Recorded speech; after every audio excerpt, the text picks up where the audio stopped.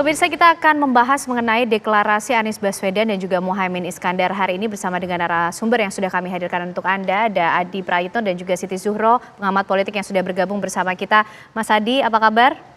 Sehat, alhamdulillah, ya? Ken. Dan kita coba sapa juga Bu Siti Zuhro yang sudah bergabung melalui sambungan Zoom. Selamat siang, Bu Siti Zuhro. Halo, selamat siang Mbak Ken Ana. Ya. Baik, ini Adinda Prayitno. Iya, baik. Ini momennya sangat menarik untuk diperbincangkan ya, Mas Adi dan juga Bu Siti. Mas Adi, mungkin melihat kejutan-kejutan yang diberikan ini jelang pendaftaran nama Capres-Cawapres yang terjadi hari ini, deklarasi Anies Baswedan dan Caimin yang mengundang respon terutama juga dari Partai Demokrat. Gimana Mas Adi? Ya, saya kira duet antara Anies Baswedan dan Muhaimin Iskandar adalah satu pasangan bakal capres dan cawapres yang penuh dengan gempa bumi politik lah ya. Kenapa saya sebut sebagai gempa bumi politik? Karena memang ini mengejutkan begitu banyak pihak. Bahwa Demokrat mungkin akan hengkang kalau AHY tidak jadi wakil, kemudian bahwa PKB akan hengkang kalau tidak diumumkan sebagai pendamping Prabowo, itu perkara lain. Ini kemudian ada satu koalisi namanya koalisinya Anies Baswedan dengan Caimin yang sama sekali tidak pernah menjadi perbincangan publik. Siapapun tidak akan pernah menyangka bahwa in the end bahwa Anies akan berpasangan dengan Gus Muhaimin yang saya kira memang secara diametral, portofolio politik, background, ideologi politik, termasuk visi dan misinya itu berbeda secara diametral.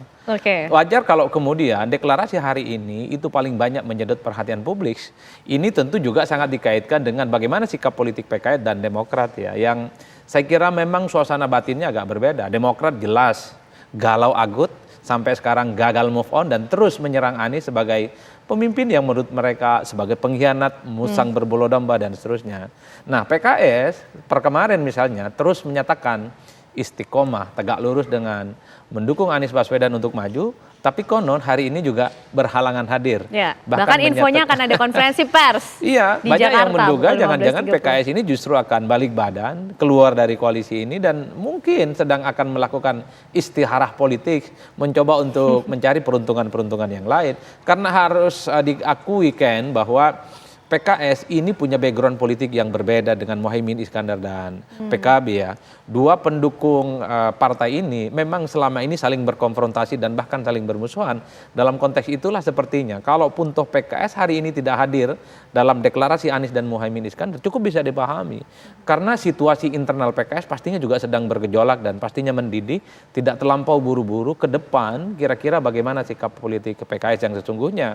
Karena masuknya PKB, karena masuknya Muhaimin Iskandar sebagai bagian dari koalisinya Anies Baswedan, tentu dalam banyak hal ini membutuhkan suasana politik yang baru.